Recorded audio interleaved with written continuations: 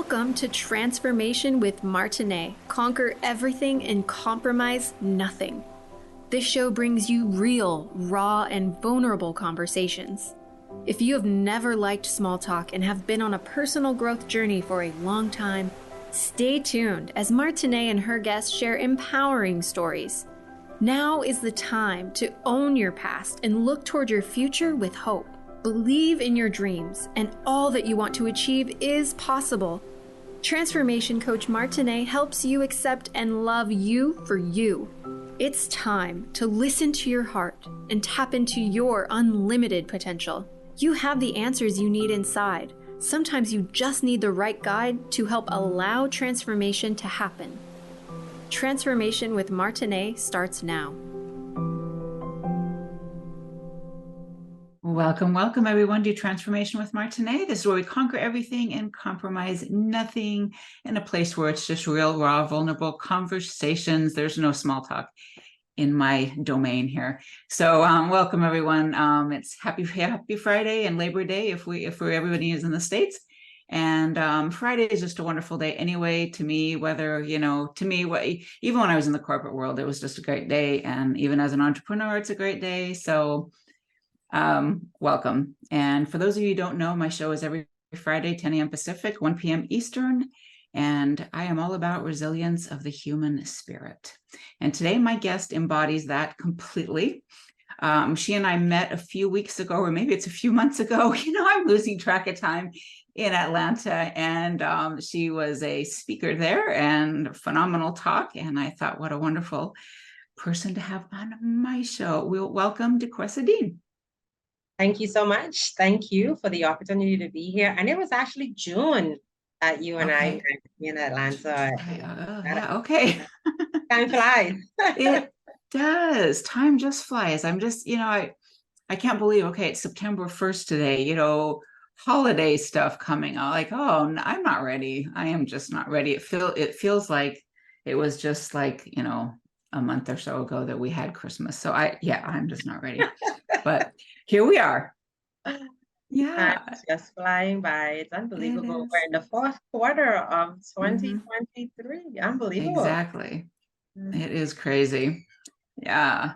So so my first question for you is, what brought you into this wonderful world of transformation?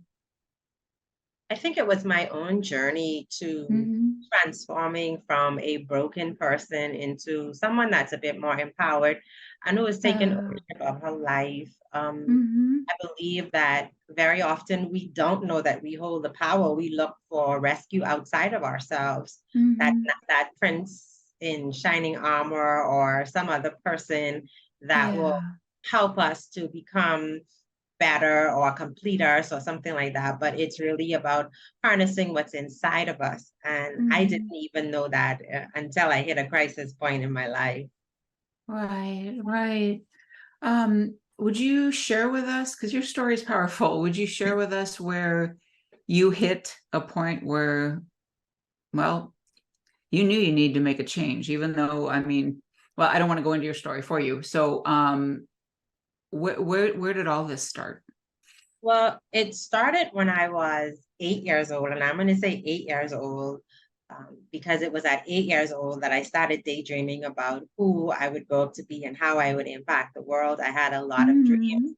At 8 years old, I had a great-grandmother who affirmed me and nurtured me, supported me. And if we fast forward to 25, it all crashed. At 25, I was overwhelmed by the responsibilities of life. And I just didn't think that I could take the pressure of life anymore. And so between the ages of, I would say 13, because my great-grandmother passed away when I was 13, which left a huge void in my life. And so between 13 and 25, I made quite a lot of decisions that didn't take me in the direction of my 8-year-old dreams. Actually, they took me in the opposite direction. But when we hit survival mode, we're not able to properly direct our chart because our focus is all on staying alive for the next day or surviving the situation that we're in. We don't have the clarity to really redirect. And so from 13 to 25, I went through a number of experiences in my life. I was labeled a troubled teen. I was one of those teenagers that ran away from home. During my teenage years, just acted out quite a lot in school. And this was because I was looking for attention, love, and support. Mm-hmm. The reality is that attention is attention. It doesn't matter if it's positive or negative. And the only way that I could get some form of attention was by acting out. And so I was pretty good at acting out. Yeah. And so during my teen years, I was just really rebellious. I wanted my family to see me, to hear me, to love me, to nurture me. And everybody was busy about their life. And so at the age of 18, I decided that I would create my own family. And that's when I got pregnant with my first child, my daughter. Not even understanding the lifelong implications of having a child, right? Because they don't go away. And so at 18, I had my daughter. I really didn't know what to do with her. So I did the best that I could with the support of my family. And then at 21, I got married. And so I felt like I was on this fast track in life, trying to get to certain destinations that I believe society expected of me, because by a certain age, you should be married, you should have a family, you should have a particular type of job. And so there was this race and this destination syndrome from one thing to the next, which ultimately led me crashing on that Saturday in May of 1998. Yeah, in May of 1998 was when I had cleaned our house, the entire house, that Saturday.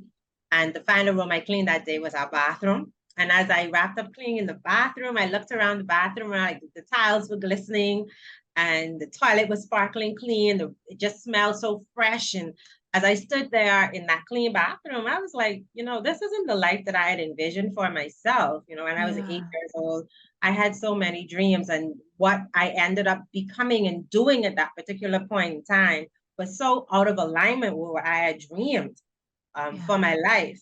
And so on that particular day, after I looked around the bathroom, admired my work, and thought, hey, great job at cleaning this house, I left the bathroom. I walked down the corridor. It was a long corridor that led to the kitchen, where I took out a bottle of orange juice, went back to the bathroom, opened the medicine cabinet, and I took out a bottle of tablets.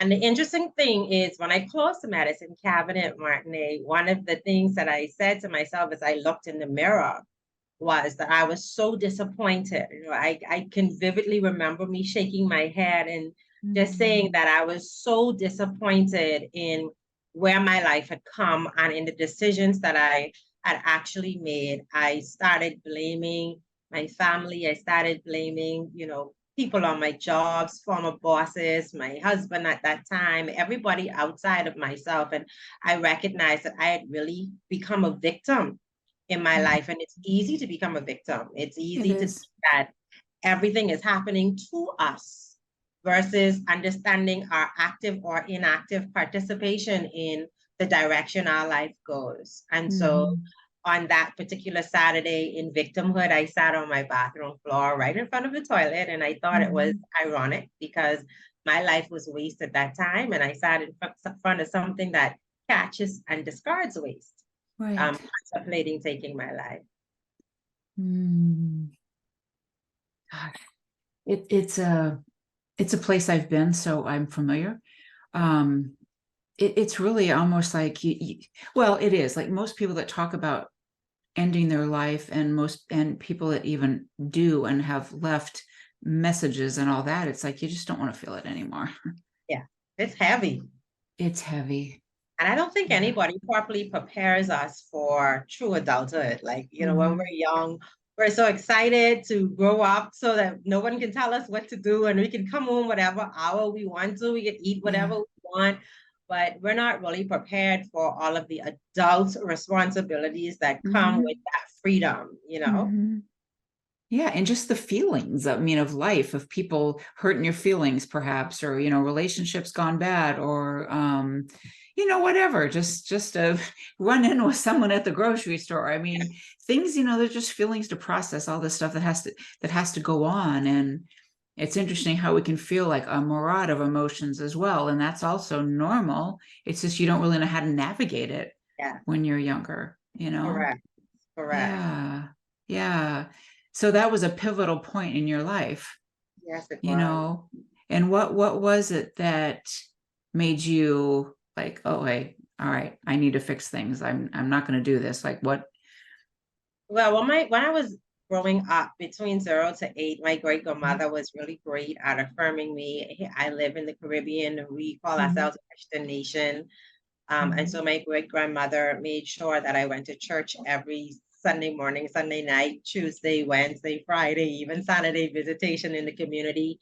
So I Yeah. had a really great relationship with understanding the principles of the Bible, the parables of the Bible, all that sort of Mhm. stuff. I knew God well at a particular point, but I had to turn him off as I started to get older and wanting to do things my way, because you can't live against what your beliefs are. And so I had to shut those beliefs off that I was taught by my great grandmother.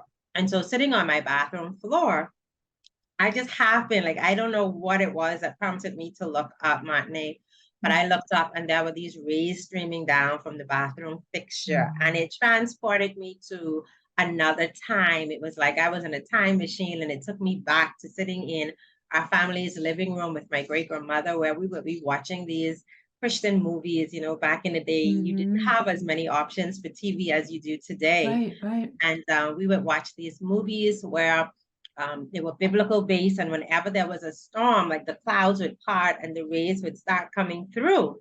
And I Mhm. looked up and I saw these rays, and these rays reminded me that I did have a foundation to build upon, and that regardless of the broken experiences that I had from 13 to 25, that there was still a purpose for my life. There was still a plan for my life, and that Mhm. I needed to take ownership of my life, because we could walk in faith, but faith without works is dead. And so just that one ray took me back to songs like I Am a Promise, I'm a Possibility, This Little Light Yeah. of Mine. So I was reminded that bad things happen in life. We make bad decisions. We try to forge our own way. And Mhm. sometimes we do that isolated, which is really dangerous. But when we're able to align ourselves properly, then we're more supported on the journey to get to where we're supposed to be. Absolutely. And that's really beautiful. I mean, the way that that happened, just Yeah. seeing these lights. And I've often said on my show that one of the ways, like I knew that I would survive a lot of what I went through in the beginning of my life, was it was almost like I would see these lights, like I'd be in a cave, there'd be darkness, but I'd see these lights, like cracks coming through in the cave, where I knew that God had me Yes. and I had me, Yes. and that there was a purpose for this, Yes. and when you're in those moments, and a lot of moments, it's like, oh, how am I going to get through this season? But you know that you will, especially Yeah. if you can recall other events in your life and bring those to the front, like, hey, I did it. I Yes. can do this too. And it will pass. Yes. And it's not always easy to remember, but it will pass no matter what you're going through. Anybody out there, whatever you're going through, it will pass. Yes. Yeah. That's the Yeah. beauty of going through experiences and having Mhm. enough of them that can reinforce to you that despite what's happening in this moment, this is but a season, and seasons change. Mhm. And so it doesn't matter what we're going through at the moment. We have to put it in perspective and understand that time moves on. And we may have to Mhm. mark time by marching in the same spot for an extended period of time while we strategize, but we Mhm. definitely can harness the power that we have within to create a much better future. Absolutely. Absolutely. It was so, I mean, so good that you were brought up with that knowledge, your grandmother, just being there with you and boosting you up, and leaving you with stuff that you can draw in, that Yeah. you could draw in at that time. Right. And that's the Yeah. importance of building a foundation in our Mhm. children, or even, Mhm. in the people that we mentor, when we're Yeah. able to help them build that foundation of themselves inside of Mhm. themselves. It gives them something to fight with. Absolutely. Absolutely. Maybe we can talk about building that foundation when we come back. Yes. We'll be right back, everyone. Thank you so much for tuning in.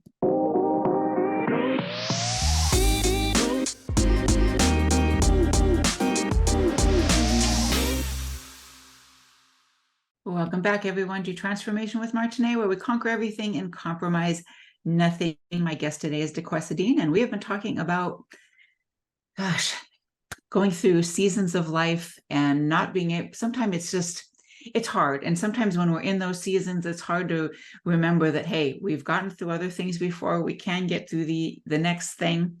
Yeah. And what it starts with is having a foundation and evidence, remembering that we have done it before. So Duquesa, we were talking about when we ended about foundation and building one.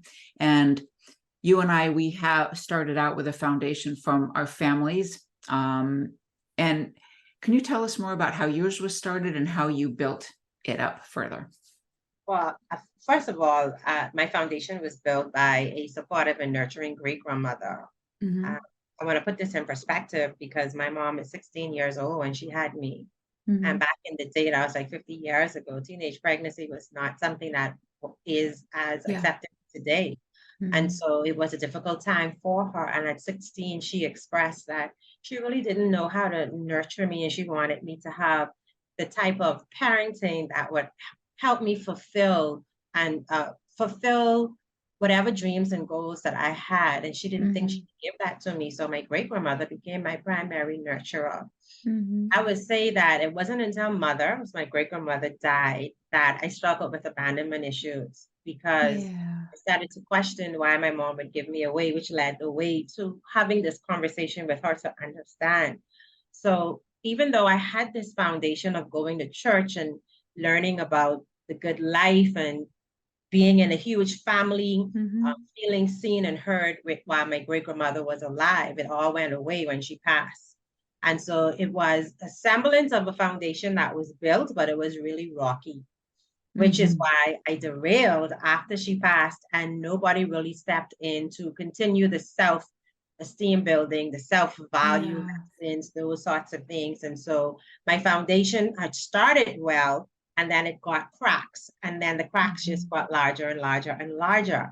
But the good thing is, in that moment of crisis, I was able to go back to the start of the building of the foundation of faith and believing that everything happens for a reason, and that we can take the lessons from our failures, we can take the lessons from our past and use those lessons to create a beautiful future. And so creating that foundation for myself meant that I had to assess me. And in reality, Martine, a lot of us don't know who we are. A lot of us know what our parents have told us we are, what our friends have told us we are. We do a great job of being chameleons. But if we were to take the time to inspect the things that we do and start to ask questions like, why am I doing this? Is this something that I really want to do? Why am I believing this? Do I want to believe this? Is there enough evidence? Is there enough facts? And so resetting my foundation was a process of inspecting my beliefs. And what I came to realize is that I had a lot of negative beliefs. And for a very long time, I lived up to those, because as a teenager, I was told that I wouldn't amount to anything. So I worked really hard to fulfill that, right? And I believed that for quite a bit. My experiences taught me that I wasn't valuable enough, because if I was valuable, like, why wasn't there more support when my nurturer transitioned from life to eternity? And so because I lacked this sense of I am valuable, I had relationships with men that didn't treat me valuable, and it reinforced to me that I wasn't valuable, right? Whatever we believe, we make true. So I really had to inspect my beliefs as a starting point and figure out at the core of me who I was. And for a very long time, I couldn't identify who I was. I did have to extend myself grace, though, understanding that it had been 25 years of all sorts of things, all sorts of crap, all sorts of situations, hopes and dreams that were broken or either forgotten. And so extending myself grace meant that I had to understand that where I was wasn't where I wanted to be, but it was a starting point. It was enough to start with and to unearth the lessons that were valuable to me so that I could build on them, which takes me to step number 2, because the first step is we have to assess our beliefs. And then after we do that, we have to take ownership. Like, we can make other people responsible for any situation in our lives. We can create a narrative that supports that we're not wrong and everybody else is. And when we do that, we we rob ourselves of the opportunity of really taking ownership for who we are as individuals. So what are your core values? That was a question that I had to ask myself. Like, what are your core values? When people interact with you, who do they see? What do they sense? What do they feel? Because people see us before they hear us. And so I had to really determine who I was and then identify who I wanted to be, because we have the power to choose the type of person that we want to be. Like, it really irks me to hear people say, that's just how she is. No, that's how she chooses to be, right? Because we all have the power to choose how we will show up in this world. And so, secondly, we have to decide what legacy, what impact, what imprint am I going to leave in my family, what in my community, in my country, in the world, any space that I enter, what is that going to look like? And how can I consistently be that despite what other people do? Because our values can't change based on how other people treat us. Yep. Right? So how do I remain true to my values when people don't receive me, when they don't understand me, when they betray me? Understanding all of that help me to really start to rebuild this foundation. Yeah, the values are everything. Yes. And that's it's a very important thing to reevaluate often. Yes. Like every 6 months is what I feel. Consistent. Yeah, to make sure that you're in alignment with your purpose as life goes on. You know, because we pivot, we take turns, we try something out, and maybe I like that before, now not so much. And you always have to kind of just see, you know, where you're at to keep that foundation strong. Yes. Right. And it's okay to do that. And we need people to understand that it's okay to tweak. Yes. Right? Because you make a decision doesn't mean that it has to be set in stone. You can tweak that as you get more experience and as you journey more through life. Values can also shift. Things that were once important are no longer important. And it's okay to drop those away and pick up what is now important for you. Absolutely. Yeah. Yeah. So when you started to build your foundation again and just started learning more about yourself, how did life move from there? It was difficult. And I want to make sure that I lay this out right, because I would love your audience, anyone that's listening, to know that transformation to happen, disruption has to occur. Disruption makes us uncomfortable, right? It's not the status quo. It's not the same things over and over. You're making a conscious decision to go against the grain of everything that you've already done. So you're now swimming upriver. You're building muscle, but it's not easy. And it starts with self-forgiveness. We are okay forgiving other people. Like, they hurt us, we forgive them. We're more critical of ourselves. So how do we forgive ourselves for the decisions and the choices that we made that were not in our best interest? And I've heard my mentor say time and time again that when you know better, you do better. And so with more information, you can now make different decisions. So give yourself, your past self, some grace for, you know, what you had to do to survive, for what you had to do to navigate a situation.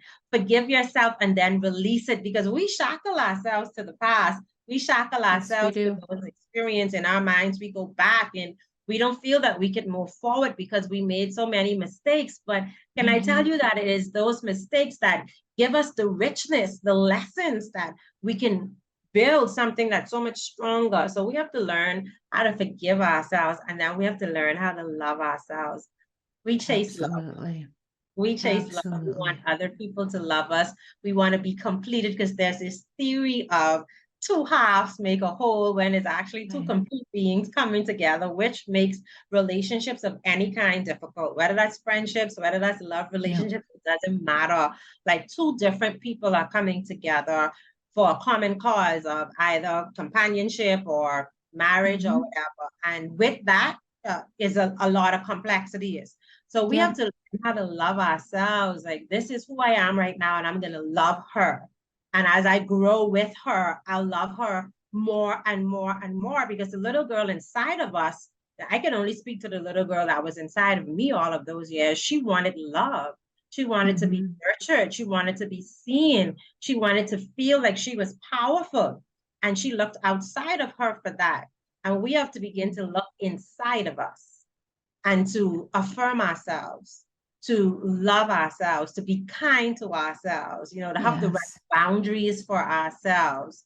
So the power that we look for is actually inside of us. If we forgive Mhm. ourselves and love ourselves, we can definitely harness that power and use it to change the trajectory of our lives. Absolutely. And, you know, I want to note that there are times, especially depending upon what we're talking about, to forgive ourselves for whatever. You may have to do it a few times. Yeah. And maybe more than a few times. Yeah. Because I know there have been many times, clients of mine and myself, that you're just kind of sitting back like, I'm here again. Really? I'm here again. I got to do this again.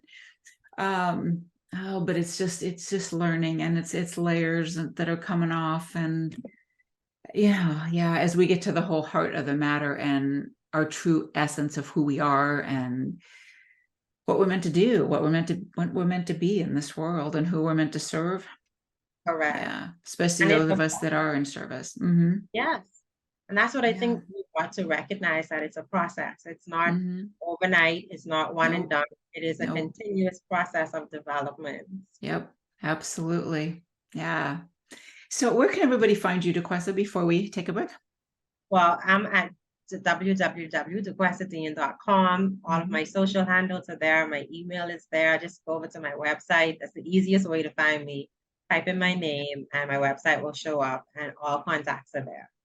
Yeah, and your name is a little bit different, kind of like mine. So Yeah. yeah, it's not like you'll find her real easily.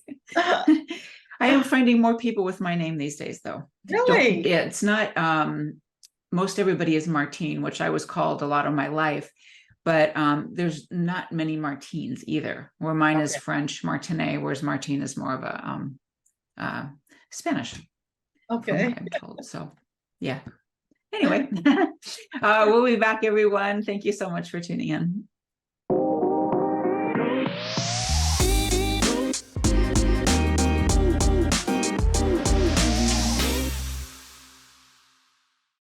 Welcome back, everyone, to Transformation with Martine, where we conquer everything and compromise nothing. My guest today is Duquesa Dean, and we've been talking about transformation in every way possible.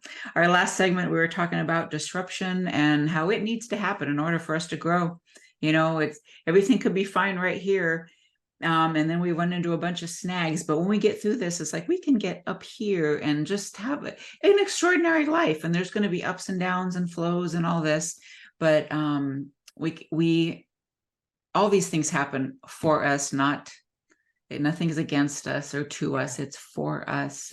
So Duquesa, on the break, we were talking about influence of other people, having others in our corner, colleagues, mentors, to help us along the way. Our families can be wonderful, but sometimes we need an outside person to, kind of shine a light on those spots that we can't see. Yes, this is true. And sometimes we don't even have family support. So I believe Mm-hmm. I'm really blessed in Yeah. having a supportive family. Some people are really just navigating life with no support, which makes it even heavier. And I remember when I was on my bathroom floor and I decided, okay, this real light is reminding me that there is hope. I had no idea how I would change the trajectory of my life. All I knew was I deserved better. And at that point, I had 2 young kids, like 5 and 3, and they deserved a better life. Yeah. And so another saying is that, when the student is ready, the mentor appears. Because 2 days later, I was approached by a business executive who asked if they could mentor me because they had been observing me in the work environment. And it's amazing how our lives could be falling apart in one area, but be really great in another For area. sure. Mm-hmm. And so this business executive asked to mentor me, and I almost said no because I was so accustomed to people taking advantage of me or misusing me that I wasn't interested in having another experience like that. But I said yes, and it was one of the most redefining moments or periods of my life, because one of the things my mentor had me do when we talk about disruption is drop every friend I had up to that point. Mm-hmm. I had to sit in isolation for about a year. And that was important because it was during that time that I could discover who I was or who I wanted to be. During that time that I could no longer become a chameleon because it was only me. I wasn't listening to the voices of other people. And so as I became stronger as an individual with my values and goals, he recommended that I join some organizations with like-minded people where I could develop and be in contact with people who were growing, be in contact with people who were helping other people grow, be in contact with people that I could contribute to, that I could also assist and give and pour into. And so having mentors is extremely important. And this business executive worked with me for 10 years as a mentor. Wow, And 10 years. 10 years. And as a result, like my entire life elevated because he was 25 years older than me. And so he had 25 years of life experience that I didn't. And that was, we started first with business development. We focused a lot on helping me to become a better leader and a better person in that organization. And then we started shifting into personal work because who we are shows up everywhere. So my personal life was showing up at work, and his overall mentorship was for me to be a totally transformed person. And so I started aligning myself with other people who were growing. I started aligning myself with other people who had a hunger for fulfilling passion and going after their hobbies and contributing to the world in a positive way. And it was like their sparks just ignited me. And that's what happens when we run with other like-minded people. Their sparks will keep our fire going. And likewise, our spark keeps their fire going. But outside of that, it also gives you an opportunity to get information from a diverse perspectives, right? Because we could get tunnel vision. And then there are things that we may not think that our mentors or the people that we're now walking with, they'll see a different perspective and bring a new perspective and new information that can help you make better and wiser decisions. I think it's the law of magnetism that says who you are is who you will attract. And so for us to know or have an idea of the type of person we are, all we need to do is look at who we have in our circle, because that's going to give us a real clue into who we are. We attract who we are. So to have better people in our lives, we need to align with better people. So I joined organizations like the Toastmasters program. I joined other volunteer organizations. I started a volunteer organization as well.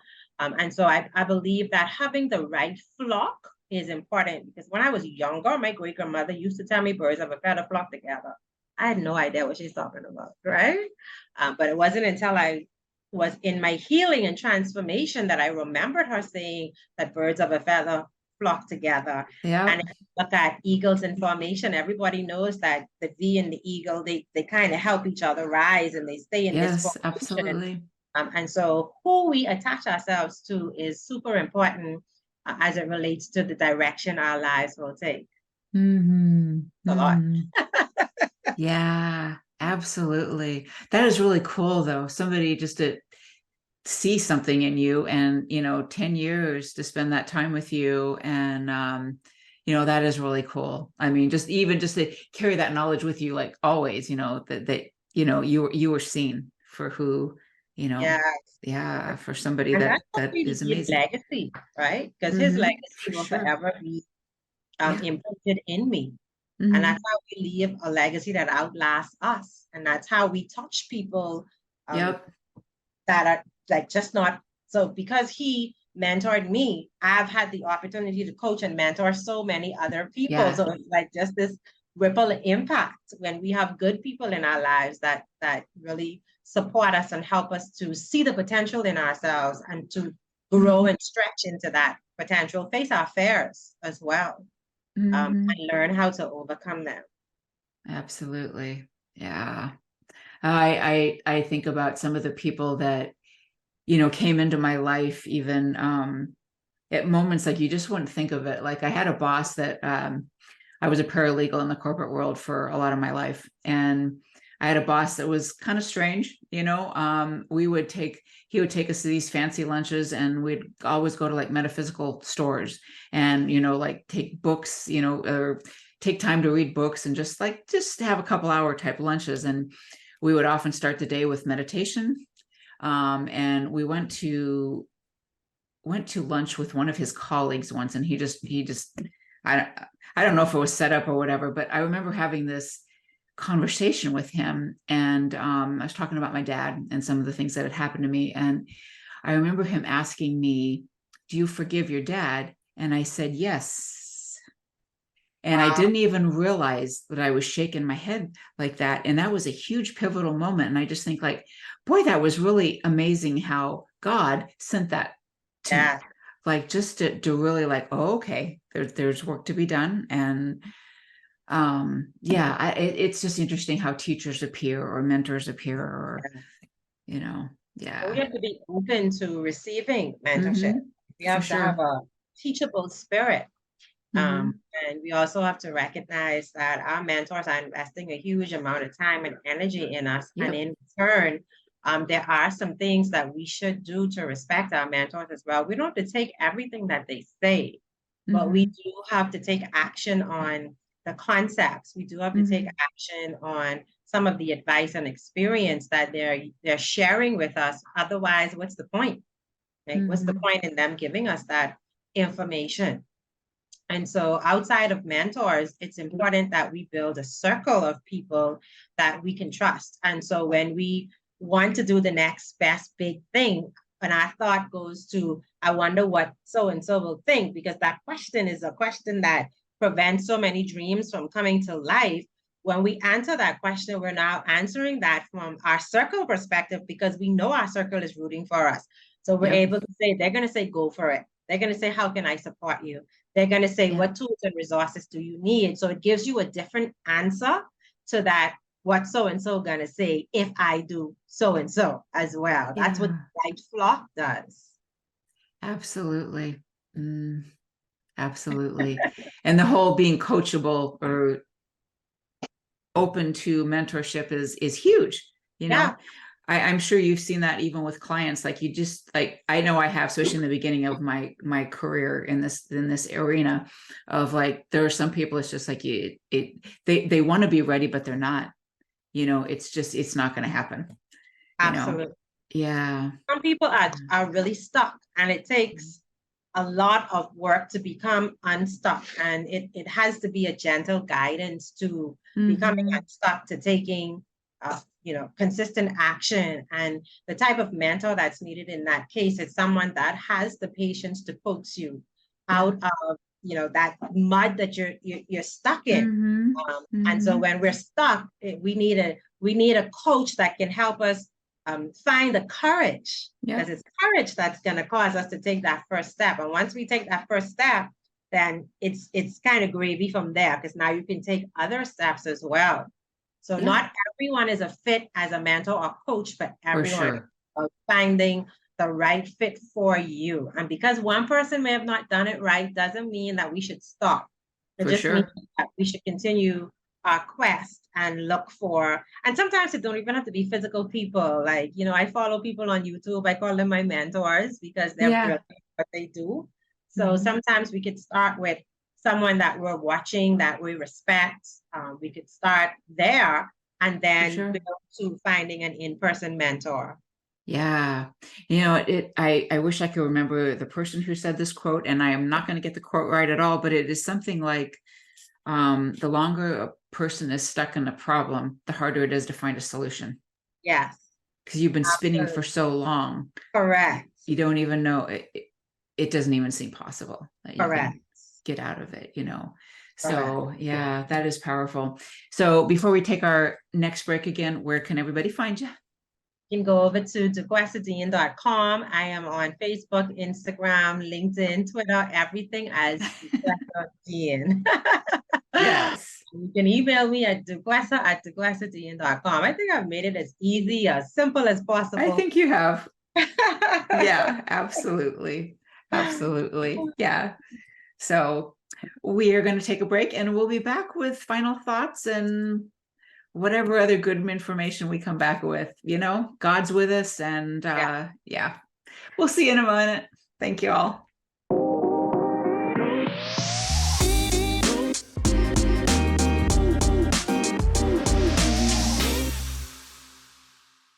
Welcome back, everyone, to Transformation with Martine, where we conquer everything and compromise nothing. My guest today is Duquesa Dean, and we have been talking in our last segment about finding the right people to surround yourself in, mentorship, and, being vulnerable and getting the help when you need it. Because if you surround yourself with the right people, they're there for you and you're there for them. And there's nothing better than having a good community. If you don't have one, find one. And I have recommendations, reach out to me. Duquesa has recommendations, reach out to her. So yeah, we are here for you in any capacity that you need. So for our final segment, we're going to talk about changing the trajectory of our life with a structured plan. So what do you say, Duquesa? I say that a plan is a guide, right? Mm-hmm. One of the things that I had a light bulb moment about was the fact that most people on average live 60, 70 years, but we plan in 1 year blocks. And by planning in 1 year blocks, I feel that we're robbing ourselves of creating a larger picture, a bigger picture. And so my recommendation is to always create 10, 20, even 25-year goals. Mm-hmm. And then from year 1, year 2, year 3, you can break those goals down into years that lead to the 25-year goal. But when we write our goals out, when we are able to be clear about what we want to achieve, and we're only clear when we can get the thoughts out of our heads. Otherwise, it just kind of circles around and around in our heads. But if we can empty our head and write that thought about what our best life would look like, what our goals would look like, if we could commit that to paper in a sentence or a paragraph, that gives us something powerful to work with. Because now we know what we want to do and we can answer some other questions. How do I accomplish this? Who do I need to support me in bringing this vision to life? What are the steps that I need to take? If I fall down, how do I get back up? So we're able to create a comprehensive plan. Now, this takes some time, but I want you to know the person that I am today is as a result of a 10-year plan that was created when I was 25 years old. And so at 35, I became this person. I was no longer becoming, I became. And so when we have this plan, even in my business, I plan 10, 20 years, because now the plan is the guide and it is the anchor. It's saying, this is my final. It's not like a destination. It's a complete journey to the place that we know we want to go, and giving ourselves enough time to accomplish these things. But we randomly live life. We talk about intentionality. We do. Get up and we do the same things over and over again that take us not in the direction of this ultimate goal. The only way that we achieve that is when we write it down. Year 1, these are the things that I will focus on. Year 2, I'm going to do these things. Year 3, I'm going to do those things. And then simultaneously, while you have the action steps, there's this other plan that says, who do I connect with? How do I reach them?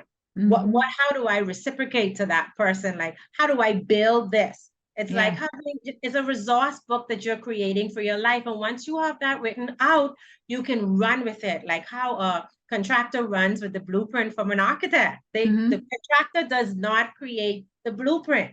He just executes it. And so if we create the blueprint for our lives, it'll be easier to execute. Absolutely.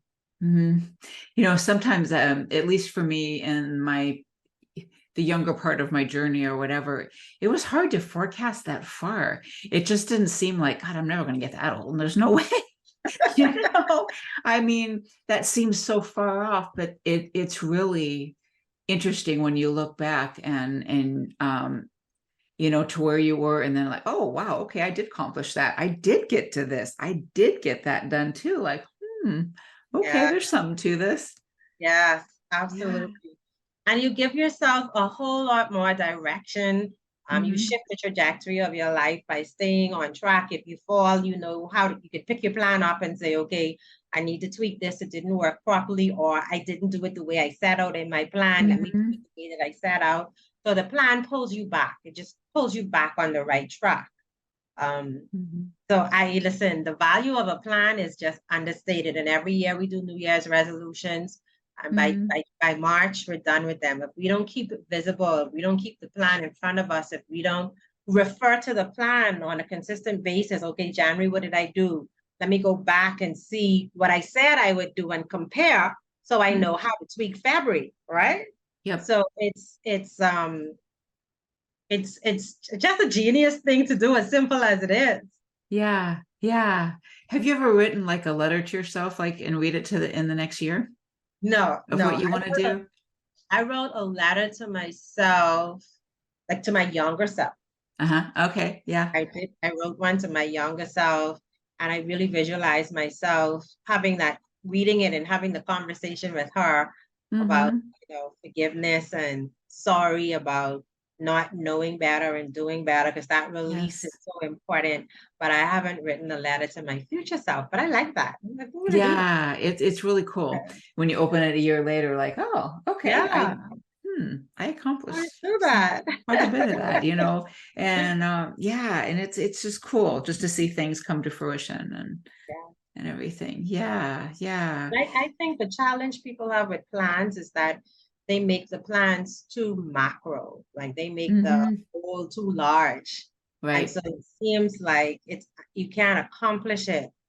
But the way you build momentum is by taking this big goal and breaking it into bite-sized pieces. And so when you start Absolutely. to tick things off, now you're building momentum and you're encouraging yourself, and you could actually, you had the vision, but now you can see, okay, yes, this vision is attainable. It just takes longer steps Yep. than thinking it's going to happen in a year when you actually need 5 years to accomplish it.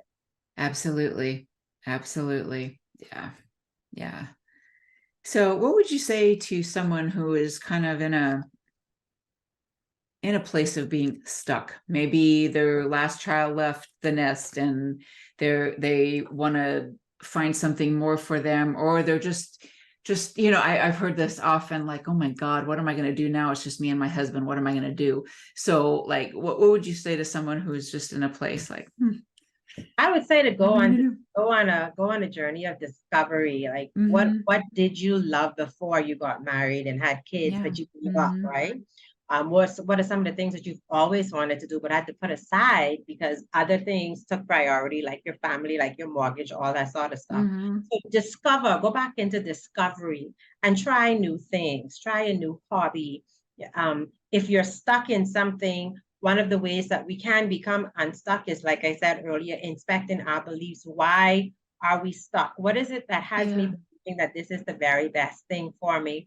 And Mm-hmm. also, like, find the company of people who will challenge you outside of comfort zones. The people who are keeping you complacent aren't your best friends. And there are times in life when we have hard experiences and we're not sure what to do. My encouragement is to mark time while you create an action step that you can take to move forward. It's okay to mark time. It's okay to understand that I'm in a meantime situation Yeah. until I can do better.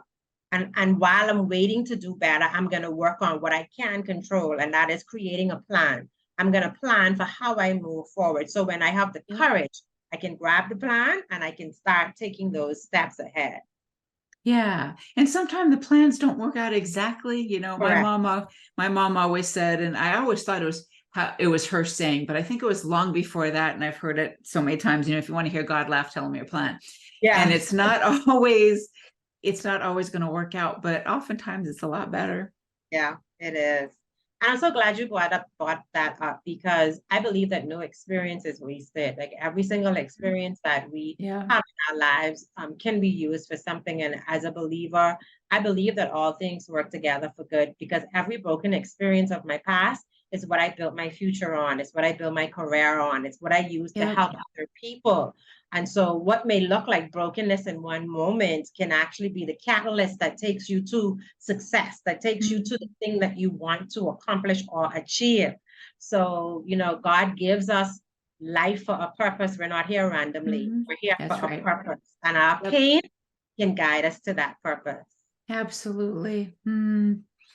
Yeah, you think about just things that go, maybe a relationship is ending and you're starting something over again, or your kids left the home and now you're wondering what to do. It's just you and your husband or a partner or whatever, and oh, what do I do now? But there's something in that for us, for you. There's something in there for you to reach new heights that you may not have reached if things weren't a bit disrupted. Yes, yes. And Yeah. always remember that disruption is the prerequisite for Yeah. transformation. It really is. Yeah, and it doesn't feel good at all. There's a song, I think it's Thy Will Be Done by Hillary Scott. I believe it is. And she's just like, there's a purpose for my pain, something like that is what she says. And God, this doesn't feel good. And I've got to remember that you're God and I'm not. Yes. And it's just, that's a heart-wrenching song. Powerful. But very, very meaningful and impactful, that there is a purpose for everything that we go through. Yes, there is. Yeah. So the hour goes by so fast. So yeah. Thank you, Duquesa, for being here. I appreciate you so much. Thank you, Martine. Thank you. Thank you. And thank you everyone for tuning in. And we will see you next Friday, 10 a.m.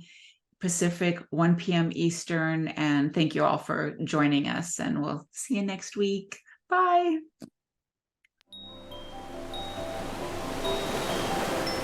Thank you for tuning in to Transformation with Martine, real, raw, and vulnerable conversations.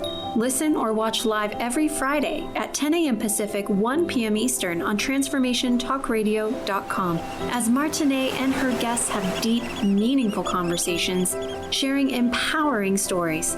Step into your passions and lead with your heart. If you are ready to accept and love you for you, visit martineemmons.com and start allowing transformation to happen today.